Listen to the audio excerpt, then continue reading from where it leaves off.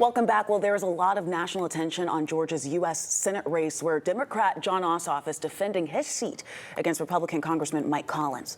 Well, today, Collins repeatedly declined to answer questions about his son-in-law, who, according to CNN, posted white nationalist material online.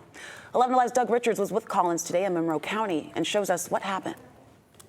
Congressman Mike Collins touted his event here in Forsyth as a press conference, which raised some expectations that he might answer questions. The Republican nominee for U.S. Senate had completed a tour of a small hospital 60 miles south of Atlanta. His campaign event came on the heels of revelations on CNN that his son-in-law, David Allen Scheer, has an online presence sharing anti-Semitic and white nationalist views. You know, we fully addressed that. It's an issue Collins declined to address when asked about it repeatedly at the press conference. Voting for men being in women's locker rooms. Could you address the question regarding anti-Semitism? Should answer. The Republican faces Democratic Senator Jon Ossoff this fall. Could you address his question, please, sir? Instead, Collins changed the subject, then abruptly stopped answering questions. It turns out Collins did answer two questions last weekend about his son-in-law in a chat with WABE radio. He is not involved with our campaign at all. Listen, nobody speaks for me, and I don't speak for anybody else.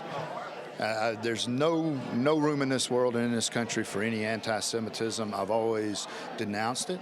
I don't care where the source is from. You don't want to talk about your son-in-law? Thank you very much. At all? For the candidate, that was sufficient, despite questions that may continue to linger. In Monroe County, Doug Richards, 11 Alive News. Our thanks to Doug for that report. Senator Ossoff, meanwhile, is pressing Collins to answer questions about his son-in-law. He invited reporters to a Zoom press conference earlier today. He needs to apologize for his office's ties to white supremacists. He needs to release every single email, text message, and communication between his office and these white supremacists. And he needs to finally answer the question you've all been asking him for 2 weeks and that he's refused to answer, which is how much did he or his businesses pay this neo-Nazi for his services? Now, we do know that during his visit to the Monroe County Hospital, Collins focused on his health care policy, which he says includes greater price transparency, lowering drug prices, and expanding health savings accounts.